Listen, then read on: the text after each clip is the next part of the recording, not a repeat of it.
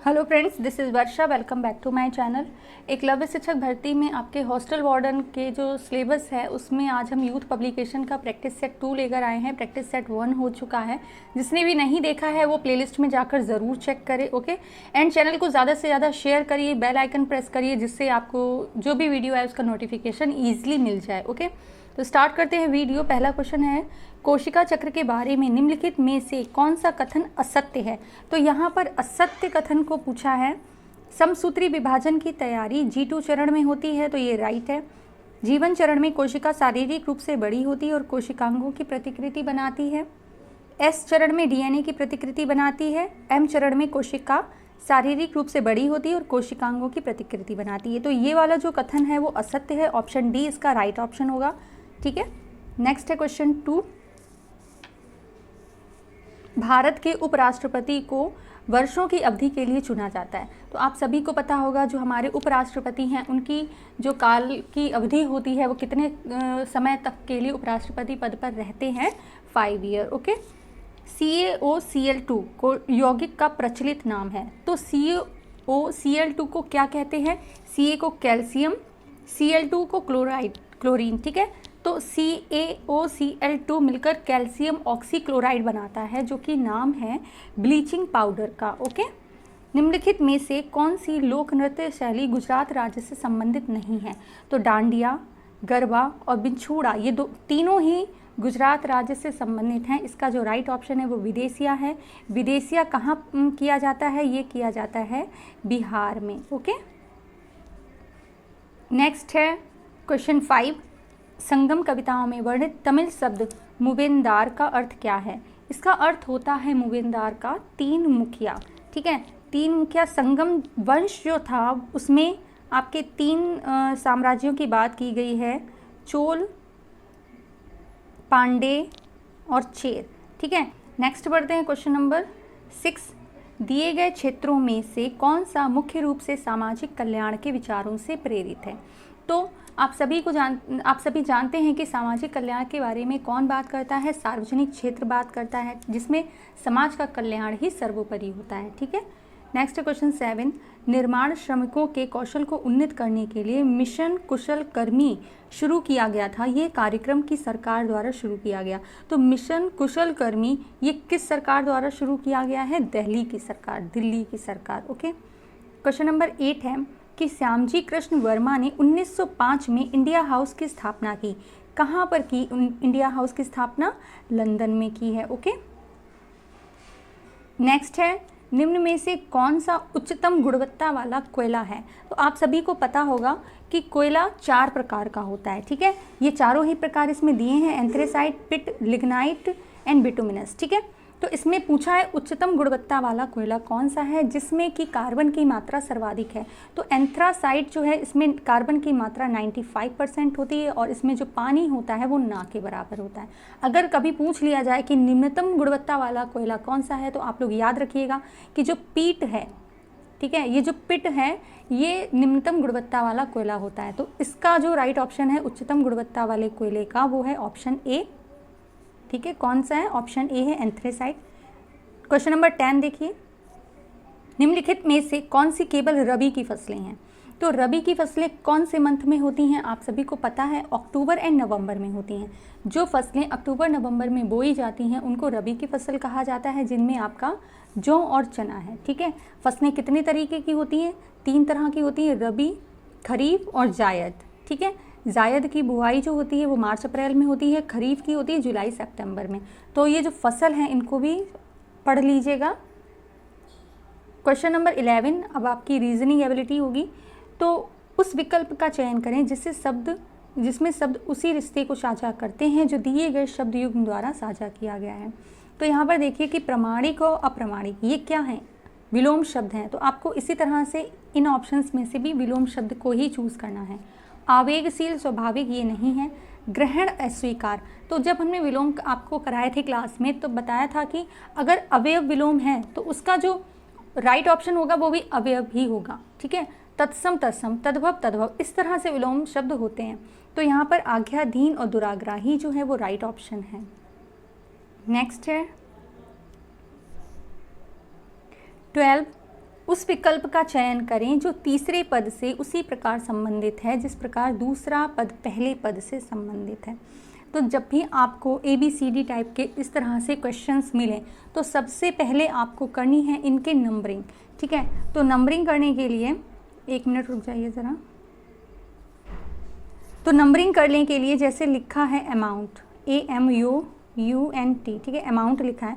तो जब आप इसके नंबर करेंगे तो A का नंबर हो जाएगा 1, M का हो जाएगा 13, ठीक है, O का कितना है 15, लिखने पर मत जाइएगा, जो हम बोल रहे हैं उस पर फोकस करिए। U का होता है 21, N का होता है 14 और T का कितना होता है 20। अब अमाउंट का क्या बना है UTONMA, ठीक है। तो अब आपने जब इसको देखा तो ये समझ में आ रहा है कि ये डिक्रीजिंग ऑर्डर में है, ठीक है, अवरोही क्रम में है।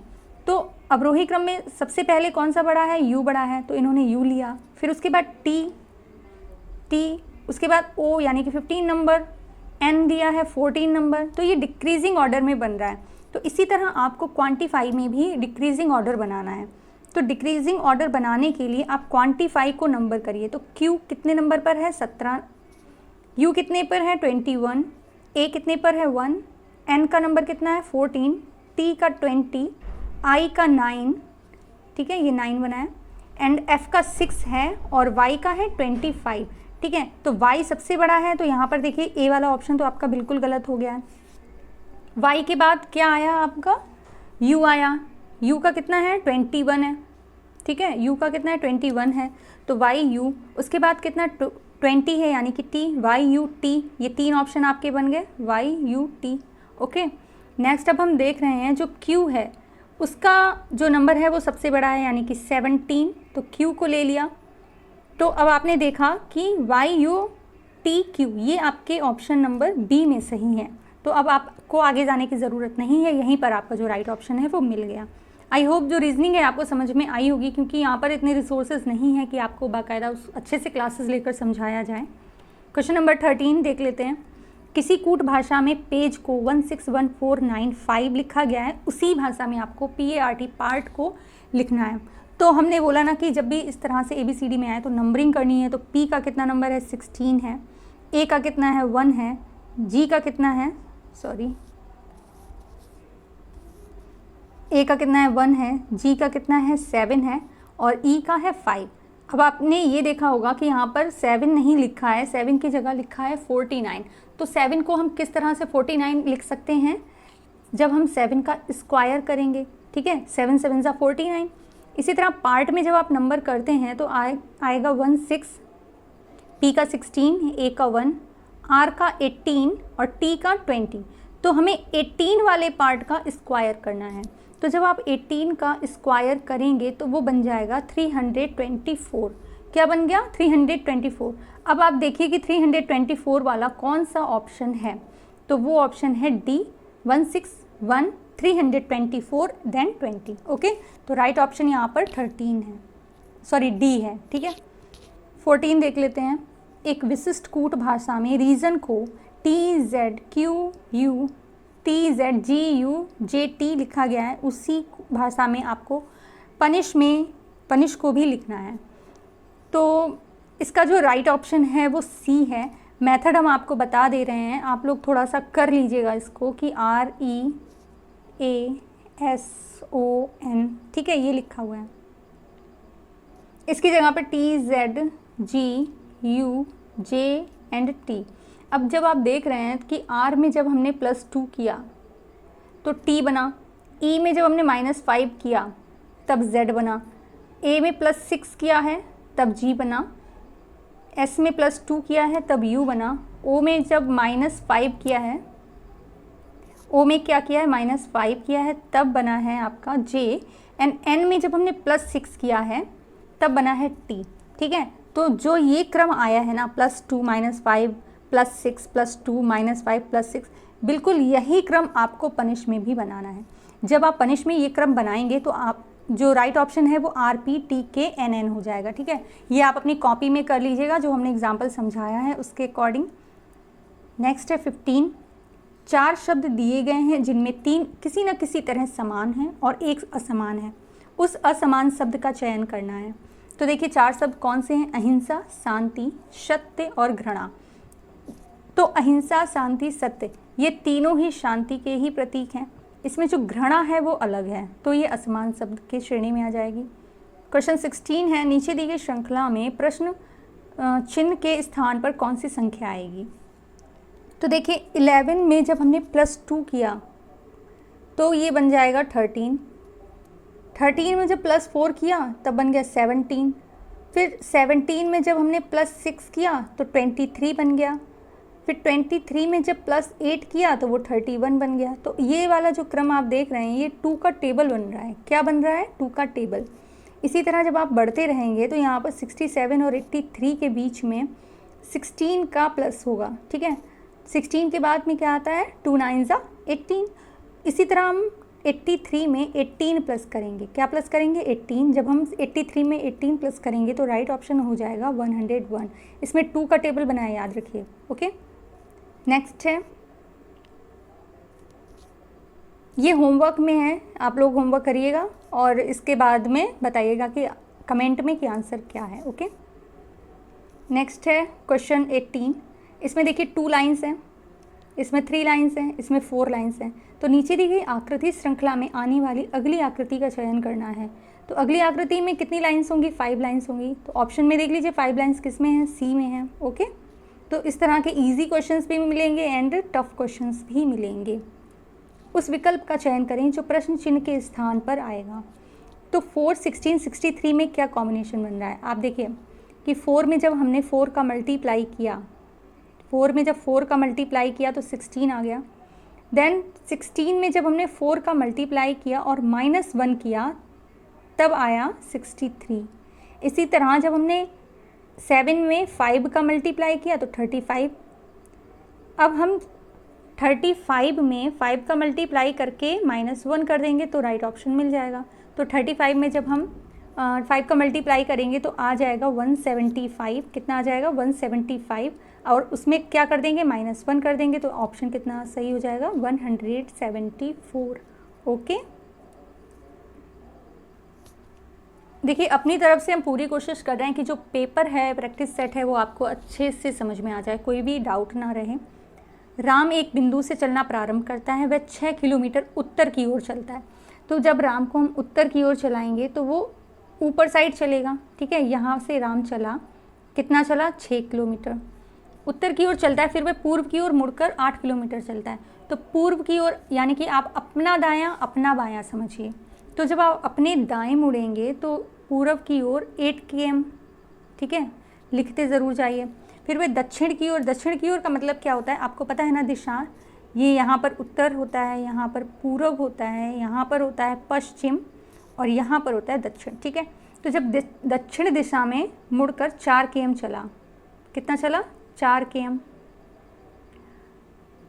फिर वह पश्चिम की ओर मुड़ता है, तो पश्चिम किस साइड में? इधर है, इधर चलता है। वो कितने km चला?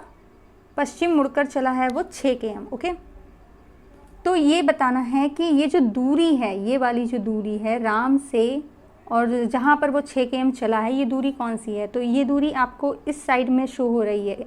तो ये वाला जो कोण होता है ये उत्तर पूरब होता है। ये जो दिशा होती है कौन सी होती है? उत्तर पूरब। तो राइट ऑप्शन कितना होगा? उत्तर पूरब होगा। जैसे जैसे हम बोल रहे हैं आप लोग वैसे वैसे अगर कॉपी पर भी बनाएंगे तो भी सॉल्यूशन समझ में आ जाएगा। ओके, नेक्स्ट है 21। 5 सदस्य हैं जिसमें KLMNO एक परिवार है। उनमें एक शादीशुदा जोड़ा है। कितने हैं? एक। O अविवाहित है और K का भाई है। तो O जो है वो अविवाहित है और K का भाई है। NO की बहन है, N बहन है, ठीक है। ये कौन हो गया? भाई यानी कि लड़का है, ठीक है। बहन ये लड़की है। अब बोल रहे हैं कि M एकमात्र विवाहित महिला है और N की माँ है। तो यहाँ पर M जो है वो विवाहित महिला है और इसको थोड़ा नीचे ले लेते हैं। M जो है वो विवाहित महिला है और N की माँ है। अगर ये N की माँ है तो KON इन तीनों की ही माँ होगी क्योंकि ये आपस में भाई बहन है। ओके, अब ये बोल रहे हैं कि L और O समूह में मात्र 2 पुरुष हैं। L और O 2 पुरुष हैं, तो O एक पुरुष हो गया, L एक पुरुष हो गया। फैमिली है, शादीशुदा जोड़ा है, ये इन सभी की माँ हो गई, तो इनके कौन हो गए? ये पति हो गए। अब ये पूछा है के पिता कौन है, तो के पिता कौन हो जाएंगे, एल हो जाएंगे, ठीक है, क्योंकि ओ तो भाई है एंड एन क्या है, लड़की है, और एम जो है वो भी लड़की है। ओके, तो के पिता कौन है, एल है। ओके, नेक्स्ट बढ़ते हैं 22 की तरफ। 22 है, निम्नलिखित में से कौन सा वेन आरेख दिए गए वर्गों के बीच के संबंधों को सर्वोत्तम ढंग से दर्शाता है।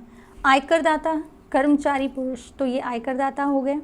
आयकरदाता कर्मचारी भी हो सकते हैं और जो कर्मचारी है वो पुरुष भी हो सकते हैं, ठीक है, तो ऑप्शन डी सही है। नेक्स्ट है क्वेश्चन नंबर 23। नीचे दो कथनों और उनके बाद उन कथनों पर आधारित 3 निष्कर्ष 1, 2, 3 दिए गए हैं। दिए गए कथनों को सही मानते हुए, चाहे वे सामान्य रूप से ज्ञात तथ्यों से भिन्न लगते हों, निर्णय कीजिए कि दिए गए कौन से निष्कर्ष कथनों और तार्किक रूप से अनुसरण करते हैं। कुछ टोपी शर्ट हैं, कुछ शर्ट कोट हैं, ठीक है। क्या बोल रहे हैं ये कि कुछ टोपी जो है वो शर्ट हैं और कुछ शर्ट कोट हैं, ठीक है। अब देख लेते हैं इसमें कौन सा सही है। कोई कोट टोपी नहीं है, कोई कोट शर्ट नहीं है, तो ये वाला तो बिल्कुल ही गलत हो गया, ये वाला सही है। कुछ कोट टोपी हैं, ये भी सही है, ठीक है। टोपी हो भी सकती हैं और टोपी नहीं भी हो सकती हैं, तो इसमें जो आपका राइट ऑप्शन है वो है सी। या तो निष्कर्ष एक सही है या तो 3, इन दोनों में से कोई सा एक। ओके, क्वेश्चन नंबर 24 देख लेते हैं कि गोपी, पीयूष, मोहन, राहुल, श्रेया और मोनिका, ये 6 सदस्यों की बात की गई है। तो हम यहाँ पर एक लाइन बना लेते हैं, इसमें 6 सदस्यों को बैठा देते हैं। अब ये बोल रहे हैं कि श्रेया और मोनिका केंद्र में हैं, तो श्रेया और मोनिका को केंद्र में बिठा दिया। अब बोला है कि गोपी, पीयूष किनारे बैठे हैं, लेकिन कहाँ पर किनारे बैठे हैं ये भी आगे पढ़ लेते हैं। मोहन गोपी के बाईं ओर बैठा है, तो मोहन को हमें बिठाना है। अगर हम गोपी को यहाँ पर बिठा देंगे तो मोहन को बिठाएंगे कैसे, क्योंकि यहाँ पर बाएं कोई जगह ही नहीं है, इस वजह से इसको यहाँ ना बिठा के गोपी को बिठा देते हैं साइड में। एंड यहाँ किसको, गोपी और पीयूष किनारे हैं, तो गोपी अगर यहाँ बैठा है तो पीयूष कहाँ पर बैठा होगा, साइड में। मोहन गोपी के बाएं ओर है, तो मोहन को गोपी के बाएं ओर बिठा दिया। ये पूछा है कि पीयूष के दाहिने कौन बैठा है, तो पीयूष के दाहिने ये वाली जगह है। अब इस जगह में कौन बैठा है, तो सभी अपनी अपनी जगह बैठ गए हैं, बचा कौन है, राहुल। तो राहुल को हम पीयूष के दाहिनी बिठा देंगे, तो आंसर आ जाएगा डी, ठीक है। समझ में आ गया होगा। ये जो रीजनिंग होती है वो लगती थोड़ी टफ है, बट ईजी होती है, थोड़ा सा प्रैक्टिस की ज़रूरत होती है। नीचे दी गई आकृतियों में कागज़ के एक टुकड़े को मोड़ने का क्रम और काटने के ढंग दिखाए गए हैं। ये कागज़ खोलने पर कैसा दिखाई देगा, तो इसका राइट ऑप्शन डी है। माइनस मार्किंग है, तो क्वेश्चंस जो आपको आ रहे हों बस उनको ही करने की कोशिश करिएगा। उस विकल्प का चयन कीजिए जिसमें दी गई आकृति अंतर्निहित है, घुमाने की अनुमति नहीं है। आप इसको घुमा नहीं सकते हैं, तो बी और सी तो वहीं से कट हो गए। अब यहाँ पर देखिए डब्लू बना हुआ है, तो अब इसमें देखिए डब्लू नहीं है, तो वी शो हो रहा है, तो राइट ऑप्शन आपका क्या हो जाएगा, डी होगा। ओके, नेक्स्ट है 27। यदि दर्पण को दिए गए चित्र के अनुसार PQ पर रखा गया तो दिए गए संयोजन का दर्पण में निर्मित सही प्रतिबिंब का चयन करें। तो N कैसे बन जाएगा, इस तरह, ठीक है। 5 कैसे बनेगा, इस तरह। G कैसे बनेगा, 9 साइड इस तरह से, ठीक है। तो ये M तो आपका नॉर्मल जैसे बनता है वैसे ही बनेगा, ठीक है। R कैसे बनेगा, इस तरह। तो ये कौन सा हो गया, ऑप्शन डी हो गया। एक ही पासे की 4 अलग अलग स्थितियां दिखाई गई हैं, उस संख्या का चयन करें जो संख्या 5 वाले फलक के विपरीत फलक पर होंगी। तो देख लीजिए यहाँ पर कि 6, 4, 1 एंड 3, 5, 2, तो 5 के अपोजिट में कौन है, 4 है, ठीक है। नेक्स्ट है यहाँ पर 29। उस विकल्प का चयन करें जो दिए गए शब्दों को उस क्रम में दर्शाता है जिसमें वे अंग्रेजी शब्दकोश में दिखाई देते हैं। तो अंग्रेजी शब्दकोश के अकॉर्डिंग बनाना है, तो VER जो है वो तीनों में ही सेम है। उसके बाद बढ़ते हैं, देखिए VER यहाँ पर A है, यहाँ पर A है, देन N, D, T, तो ये वाले अभी नहीं होंगे। 2 और 1 में देख लेते हैं कि VER A के बाद में जो पहला लेटर है वो C है और यहाँ पर N है, तो फर्स्ट वाला ही फर्स्ट होगा एंड सेकंड नंबर 2 होगा, ठीक है। फिर VERD है तो 4th नंबर होगा। फिर क्या आएगा, D के बाद क्या आ जाएगा, N, तो 3 है, देन 5। तो 1 2 4 3 5 ये कहाँ पर लिखा हुआ है, B ऑप्शन में। तो राइट ऑप्शन यहाँ पर क्या हो जाता है, B हो जाता है। इसी तरह निम्नलिखित शब्दों को तार्किक और अर्थपूर्ण क्रम में व्यवस्थित करना है। तो यहाँ पर क्या लिखा है, micron, metre, mile, millimetre, kilometre, centimetre. जब आप इनको व्यवस्थित करेंगे तो वो ऑप्शन हो जाएगा बी सही। पहले सबसे पहले छोटा जो होता है वो माइक्रोन होता है, माइक्रोन से बड़ा होता है मिलीमीटर, उससे बड़ा होता है सेंटीमीटर, उससे बड़ा होता है मीटर, मीटर से बड़ा किलोमीटर, और किलोमीटर से भी बड़ा क्या हो जाता है, माइल, ठीक है। दोनों की ऑप्शन बी हैं। अब हम बढ़ते हैं ICT की तरफ। नॉलेज ऑफ ICT, इसके आपके बहुत ज़्यादा प्रैक्टिस हो गई है। उस मीडिया कंपनी का नाम बताएं जिसने 21st सेंचुरी में फॉक्स का प्रसिद्ध स्टूडियो खरीदा था। इसका राइट ऑप्शन डिज्नी है। SMTP की फुल फॉर्म बहुत इजी है, सभी को पता होनी चाहिए। बहुत पहले ही आपको एब्रीविएशन और शॉर्टकट कीज़ की जो PDF है वो प्रोवाइड करा दी गई है। तो इसमें जो राइट ऑप्शन है वो सिंपल मेल ट्रांसफ़र प्रोटोकॉल होगा, ओके। नेक्स्ट है माइक्रोसॉफ्ट वर्ड में होम की का उपयोग करने से प्रोसेसर का जो कर्सर है वो के प्रारंभ में पहुंच जाता है। किसके प्रारंभ में, पेज, डॉक्यूमेंट, फाइल, लाइन। तो जब आप होम की प्रेस करेंगे तो जो कर्सर है वो लाइन के स्टार्टिंग में पहुंच जाएगा, ओके। क्वेश्चन नंबर 34 देख लेते हैं कि कंप्यूटर नेटवर्क आपस में संचार करने के लिए का प्रयोग करके सूचना का आदान प्रदान करते हैं। तो ये प्रयोग करते हैं TCP का, यानी कि ट्रांसमिशन कंट्रोल प्रोटोकॉल, ठीक है, सूचना का आदान प्रदान करने के लिए। तो राइट ऑप्शन यहाँ पर हो जाता है बी। एक IP एड्रेस को इंटरनेट प्रोटोकॉल के डिज़ाइनरों द्वारा 1 बिट संख्या के रूप में परिभाषित किया गया। IP एड्रेस की बात हो रही है। 32 बिट से IP एड्रेस को इंटरनेट प्रोटोकॉल के द्वारा डिज़ाइन किया जाता है, ठीक है। निम्न में से कौन सा एक ऑपरेटिंग सिस्टम नहीं है, तो ये भी हमने प्रैक्टिस सेट में क्वेश्चन कराया हुआ है। जो राउटर है वो ऑपरेटिंग सिस्टम नहीं है। विंडोज़, एंड्रॉयड एंड iOS आपके ऑपरेटिंग सिस्टम हैं, ओके। नेक्स्ट है अष्टक अंक प्रणाली का आधार, the base of the octal number. Octal 8 याद रखिए, ऑक्टल 8 ऐसे 2-3 बार पढ़ेंगे, याद हो जाएगा। एंड 16 का क्या होता है, हेक्साडेसिमल होता है। क्या होता है, हेक्साडेसिमल, इसको नोट कर लीजिए। 38 देख लेते हैं कि एक औपचारिक भाषा जिसको जानकारी या ज्ञान को व्यक्त करने के लिए इस्तेमाल किया जाता है और जिसे अक्सर कंप्यूटर प्रणाली के डिज़ाइन में इस्तेमाल किया जाता है, ठीक है। कंप्यूटर प्रणाली के डिज़ाइन में मॉडलिंग लैंग्वेज को इस्तेमाल किया जाता है, ठीक है। क्वेश्चन 39 देखते हैं कि निम्नलिखित में से कौन सी भाषा कंप्यूटर की भाषा नहीं है। तो पास्कल भी एक लैंग्वेज है। फॉरट्रान इसकी फुल फॉर्म होती है फॉर्मूला ट्रांसलेशन, ये भी एक लैंग्वेज है। SQL यानी कि स्ट्रक्चर्ड क्वेरी लैंग्वेज, ये भी एक लैंग्वेज है। DTH ये जो है इसका राइट ऑप्शन है। DTH का मतलब होता है डायरेक्ट टू होम। आप सभी के घर में होता है DTH, ठीक है, जिससे आप लोग TV वगैरह का यूज़ करते हैं। क्वेश्चन नंबर 14 है एक ऐसे प्रकार का कंप्यूटर डाटा स्टोरेज जो सिस्टम की सामान्य गति को बढ़ाने के लिए अक्सर इस्तेमाल किया जाने वाला प्रोग्राम निर्देशों को स्टोर करता है। मतलब ऐसा डाटा स्टोरेज जो सामान्य गति को बढ़ाने के लिए प्रोग्राम निर्देश को स्टोर करता है वो होता है रैम, यानी कि रैंडम एक्सेस मेमोरी, ठीक है। तो अभी तक आपके 40 क्वेश्चंस कंप्लीट हो गए हैं। नेक्स्ट बढ़ते हैं, 41 देख लेते हैं।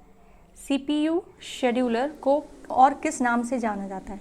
तो CPU शेड्यूलर को जाना जाता है शॉर्ट टर्म शेड्यूलर से भी, ठीक है। CPU शेड्यूलर को शॉर्ट टर्म शेड्यूलर के नाम से भी जाना जाता है। 42 तीसरी पीढ़ी के कंप्यूटरों में किस तकनीकी का उपयोग किया गया।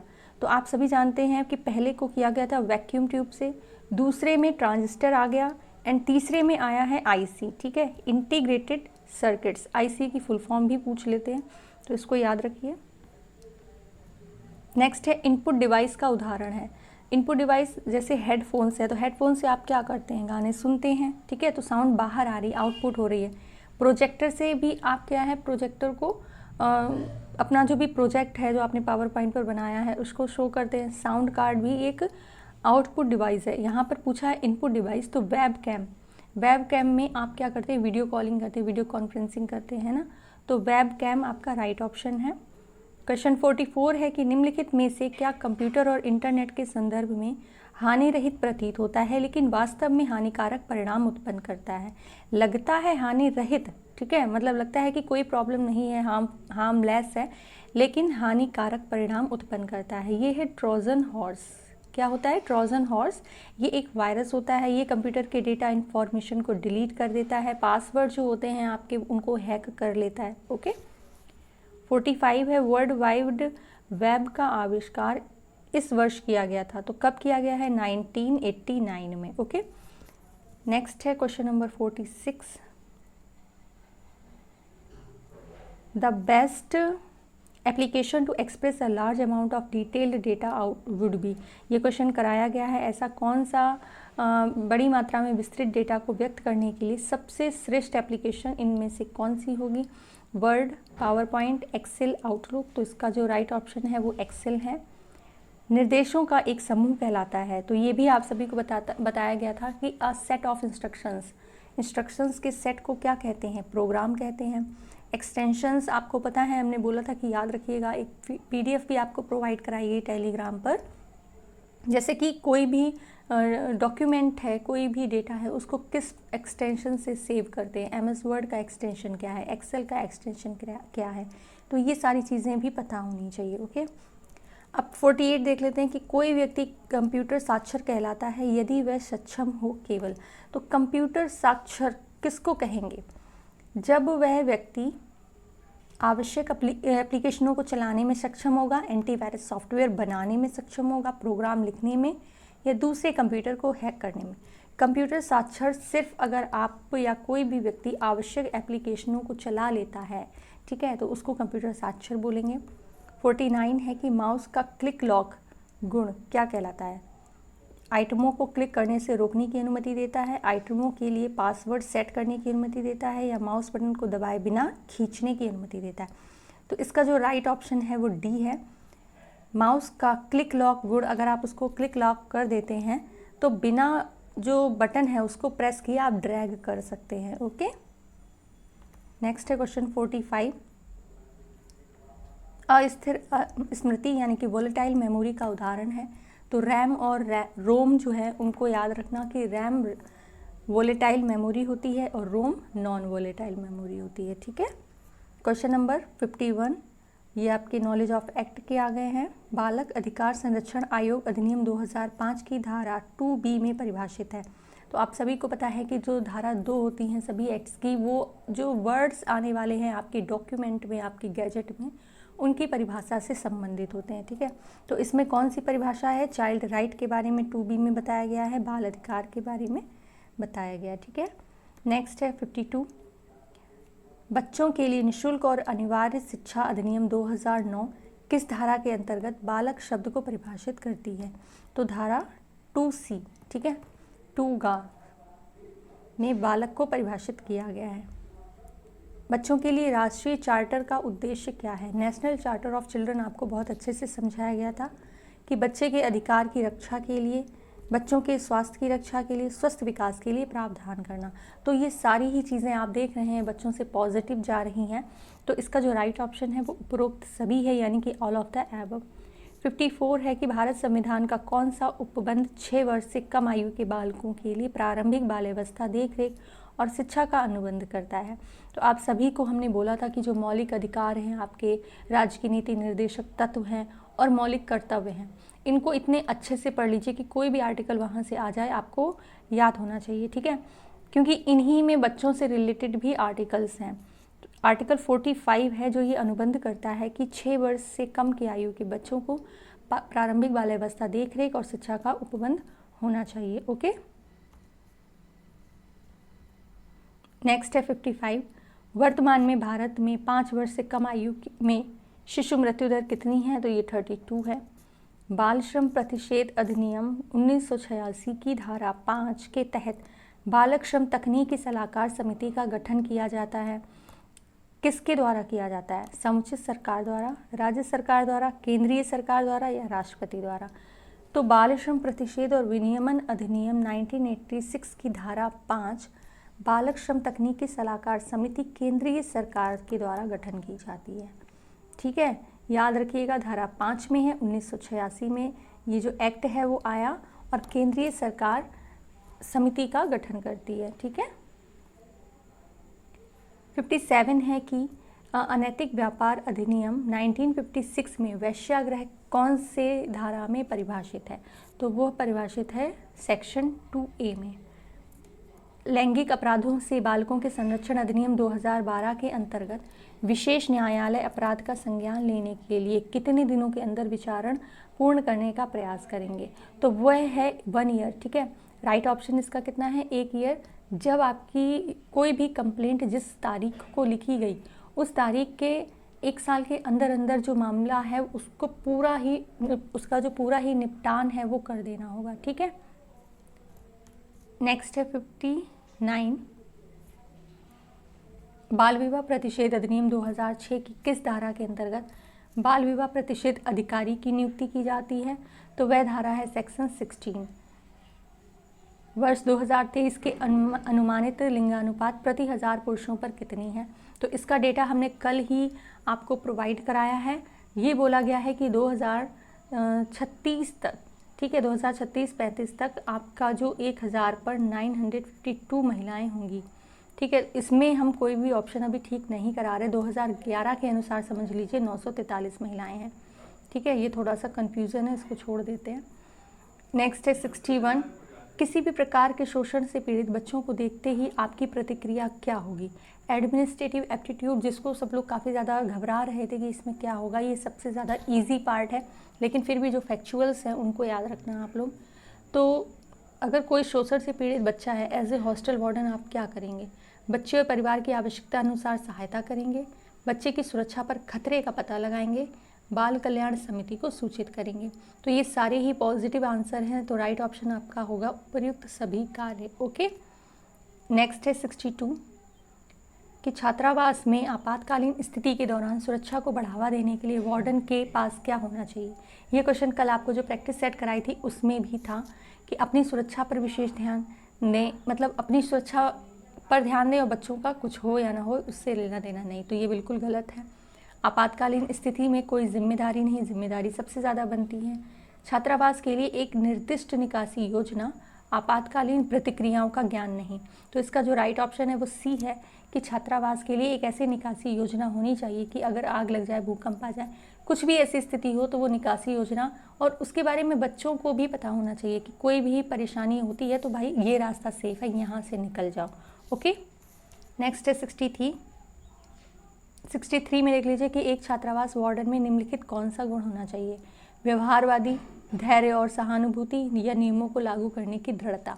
तो आपको फ्रेंडली होना है, बट इतना भी फ्रेंडली नहीं होना है कि आपके जो नियम आपने बनाए हैं वो ही ना लागू हो पाए। ठीक है, तो A, B, C यहाँ पर ये तीनों ही सही हैं, तो आंसर है ऑप्शन डी, उपर्युक्त सभी। ओके।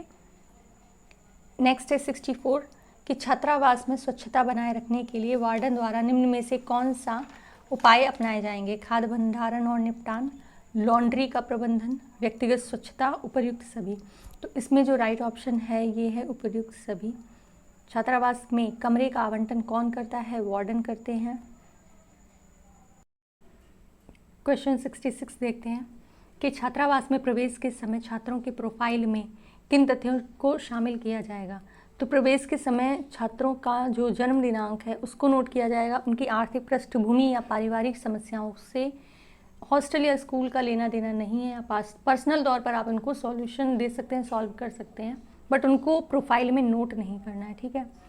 मानव संसाधन योजना का महत्वपूर्ण कारक क्या है? अत्यधिक प्रतिभाशाली कर्मियों का निर्माण करना, अंतर्राष्ट्रीय रणनीतियाँ, परिवर्तन और स्थानांतरण का प्रतिरोध। तो इसमें जो राइट ऑप्शन है ये ऑल ऑफ दीज है, यानी कि उपर्युक्त सभी। सर्वश्रेष्ठ छात्रावास, छात्र प्रबंधन प्रणाली सॉफ्टवेयर छात्रावास में क्यों महत्वपूर्ण है? कुशल संचार के लिए, बेहतर रिकॉर्ड रखने के लिए, आसान उपस्थिति ट्रैकिंग करने के लिए। तो ये सभी ऑप्शन सही हैं, तो राइट ऑप्शन यहाँ पर डी हो जाएगा।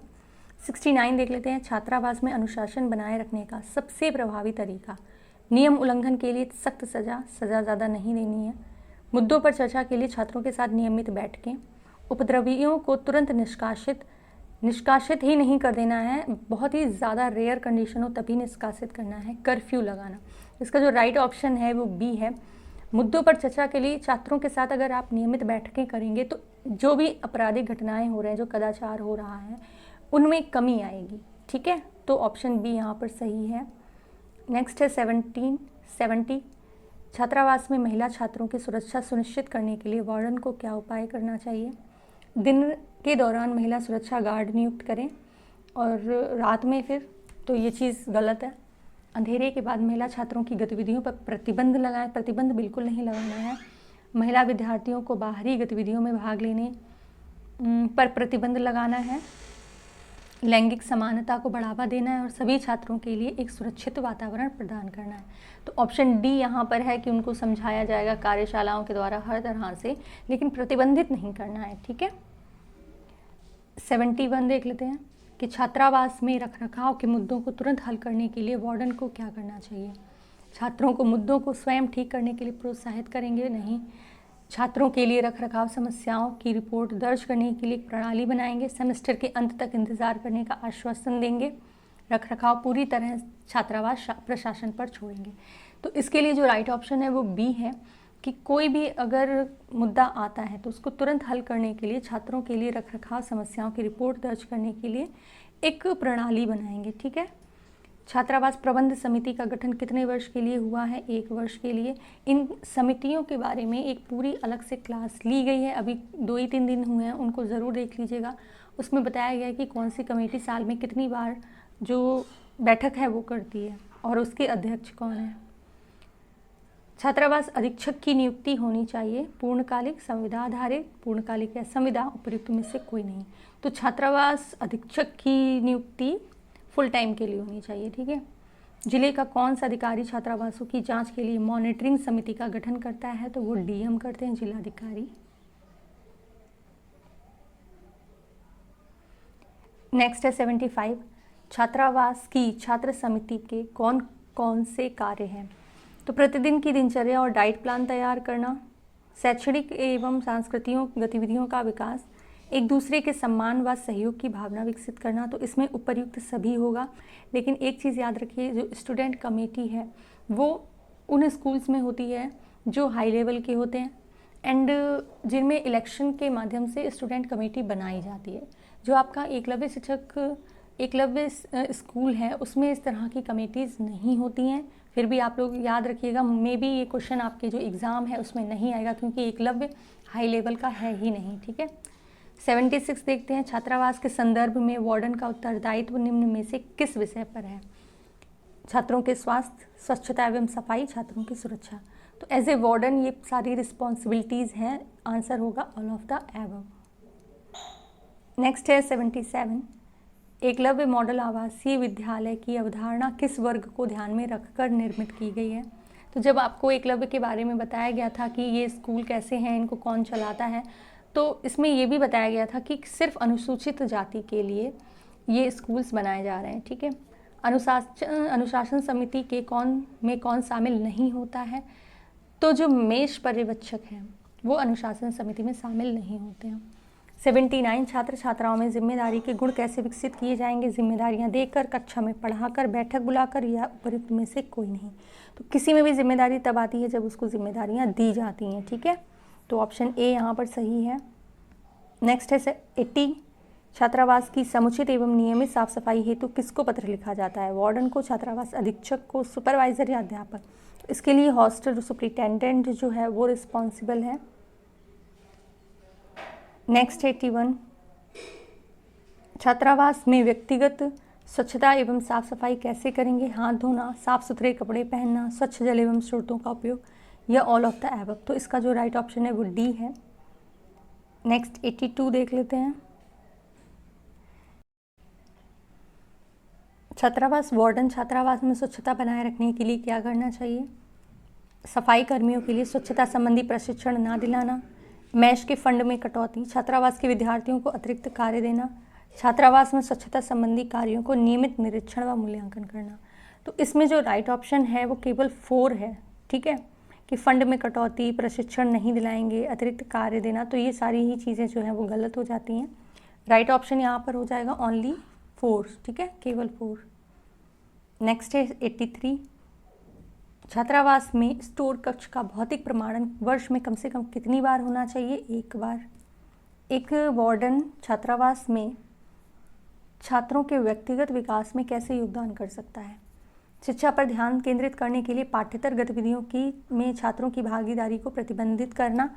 तो आप सभी जानते हैं ये क्वेश्चन आपको कराया ही गया था अभी।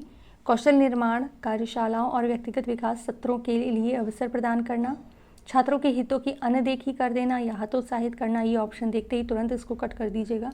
राइट ऑप्शन यहाँ पर है बी, ठीक है। नेक्स्ट है 85, मैच समिति का जो पदेन अध्यक्ष है वो कौन होता है?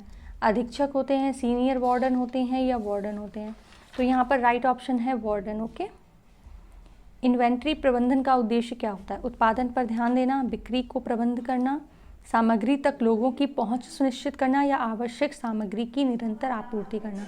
तो इसका जो मुख्य उद्देश्य होता है कि जितनी भी आपूर्ति है उसको पूरा किया जाए, ठीक है।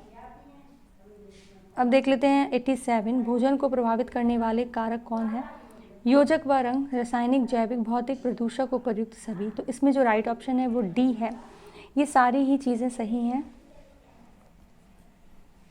नेक्स्ट है क्वेश्चन 88, तो भारत सरकार के स्वच्छ भारत अभियान के विषय में छात्रावास वार्डन द्वारा विद्यार्थियों में जागरूकता लाने के लिए क्या उपाय अपनाया जाए?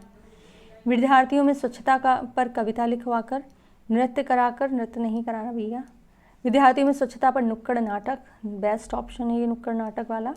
विद्यार्थियों को इस योजना के विषय में समुचित जानकारी उपलब्ध कराकर एवं स्वच्छता का नियमित अभ्यास कराकर, ठीक है। तो आपने देखा कि इसमें जो 1, 3 और 4 है ये तीनों ही ऑप्शन सही है, ठीक है। डांस वांस नहीं कराना है। नेक्स्ट है 89, कि निम्नलिखित में से कौन सा वार्डन के लिए एक महत्वपूर्ण है? अनुशासन, स्वास्थ्य एवं सफाई, व्यवहार, उपर्युक्त सभी। तो ये सारी ही चीज़ें वार्डन के लिए होनी चाहिए। यदि आप एक वार्डन हैं तो आपको क्या करना चाहिए? प्रशासनिक सलाहकार, दिशा निर्देश। तो एज ए हॉस्टल वार्डन आपकी ये सारी ही जिम्मेदारियां बनती हैं कि आप प्रशासनिक, एडमिनिस्ट्रेटिव, मैनेजमेंट भी करें, मेंटोर भी बने और गाइड भी करें बच्चों को, ओके। नेक्स्ट है पार्ट 6 आपका लैंग्वेज कॉम्पिटेंसी टेस्ट। तो द्रौपदी का चीर किसका क्या अर्थ है? द्रौपदी का चीर आपने देखा है कि ना वो कभी समाप्त नहीं होता, ठीक है। तो ऑप्शन सी यहाँ पर सही है। देशभक्ति में समास क्या है? देशभक्ति, देश के लिए भक्ति। तो के लिए जब आ गया तो यहाँ पर क्या हो गया? तत्पुरुष समास। कौन सा व्यंजन संधि है? व्यंजन संधि नहीं है पूछा है तो रसायन, रस धन आयन, ठीक है। तो ये कौन सी संधि हो गई? दीर्घ संधि। जो पूजा के योग्य हो उसको पूज्य बोलते हैं, ठीक है, पूजनीय भी बोलते हैं, लेकिन यहाँ पे देखिए जो मात्रा है वो गलत लगी हुई है। नेक्स्ट है देवता शब्द का पर्यायवाची शब्द नहीं है। तो सूर्य, देव, अमर ये देवता शब्द के पर्यायवाची हैं। सुधाकर इसमें देवता शब्द का पर्यायवाची नहीं है। मोहन तुमसे 4 गुना काम करता है। तो ये जो 4 गुना वाला होता है ना, 2 गुना, 3 गुना, 4 गुना, 5 गुना, ये गुना वाले जितने भी होते हैं वे आवृत्तिवाचक होते हैं, ठीक है। नेक्स्ट है 97, गरीबों की सहायता करो। तो इसमें गरीब शब्द क्या है? ये तो है नहीं किसी एक कोई गरीब बोला जाता है, गरीब एक पूरी जाति को डिनोट करता है, तो ये जातिवाचक संज्ञा हो गई, ठीक है। तीक्ष्ण का विलोम शब्द क्या? तीक्ष्ण मतलब बहुत तीखा, तेज, तो उसके लिए क्या विलोम होगा? मंद होगा। रचना की दृष्टि से क्रिया के कितने भेद होते हैं? रचना की दृष्टि से क्रिया के 2 भेद होते हैं, सकर्मक और अकर्मक, ओके।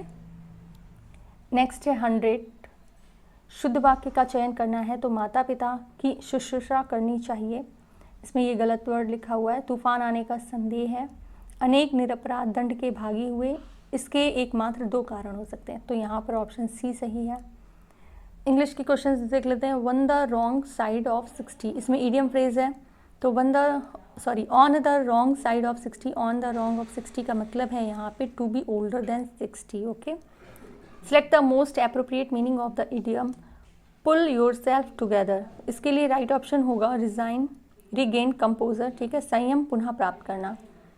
नेक्स्ट है 103 question. Select the most appropriate one word substitution for the given word.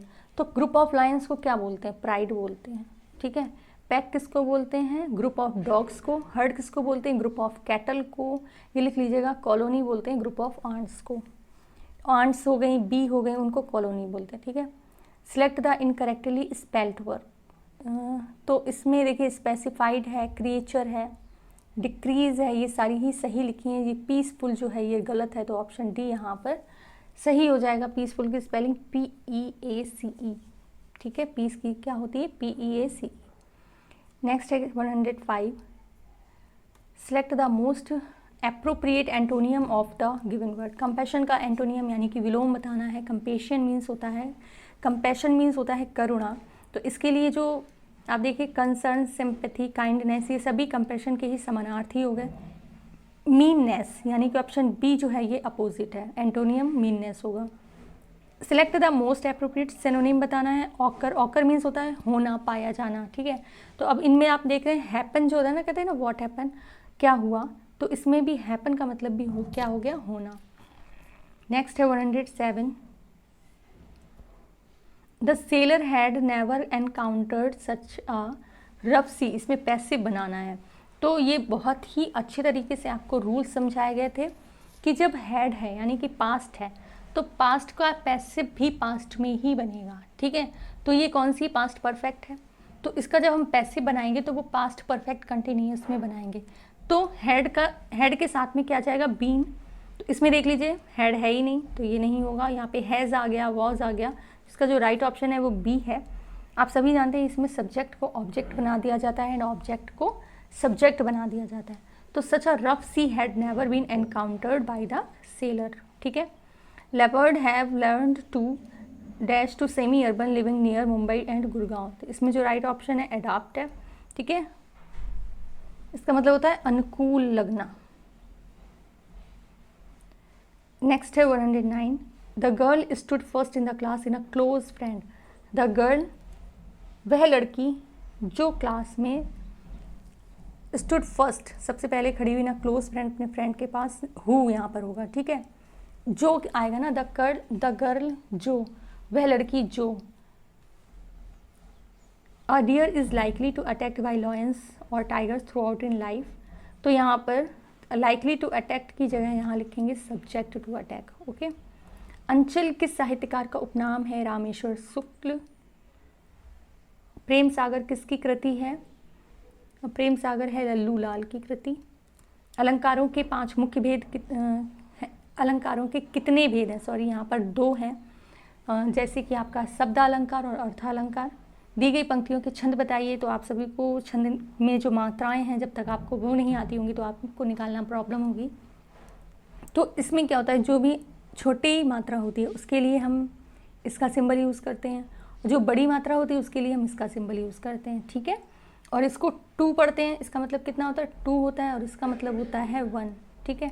तो जब आप इसको मात्राएं बनाएंगे तो यहाँ पर 16 हो जाएंगी, यहाँ पर 16, और 16 जो मात्राएं होती हैं वो चौपाई में होती हैं, ठीक है। आचार्य भरत की रससूत्र की उत्तर करते हुए अनुमतिवाद की स्थापना किसने की है? तो ये है आचार्य शंकुक। निश्चल का सही संधि विच्छेद तो निहिधंचल, क्या होगा? निहिधंचल। चौराहा शब्द में समास है, चौराहा मतलब क्या हो गया? द्विगु समास हो गया, ठीक है। भाषा विज्ञान की दृष्टि से ऊ किस प्रकार का स्वर है? तो ये पश्च स्वर है। उच्चारण जब जीभ के पश्च भाग से होता है उनको हम पश्च स्वर, समृद्ध स्वर बोलते हैं। निम्न में से कौन सा वाक्य भूतकाल का है? तो भूतकाल का मतलब यदि वह जाता तो मैं भी जाता, तो ये भूत की बात हो गई ना, पास्ट हो गया। वह काम बहुत ढंग से करते हैं, तो वह काम बहुत ढंग से करते हैं, ये एक सामान्य वर्तमान काल है। तो 120 क्वेश्चंस आप लोगों ने किए, ठीक है। इसकी PDF टेलीग्राम चैनल पर प्रोवाइड करा दी जाएगी एंड इसको अच्छे से प्रैक्टिस कर लीजिएगा। ये प्रैक्टिस सेट करने से आपको ये पता चल रहा होगा कि जो क्लासेस आपको कराई जा रही हैं उनसे भी क्वेश्चंस काफ़ी अच्छे बने हैं, तो क्लासेस देखिए ज़रूर, ओके। चैनल को ज़्यादा से ज़्यादा शेयर करिए जिससे, और ये मॉक टेस्ट भी शेयर करिएगा जो भी स्टूडेंट्स जिनको नहीं मिल पा रहे हैं, ठीक है, जिससे आपको बुक लेने की ज़रूरत नहीं पड़ेगी। Thank you so much for watching.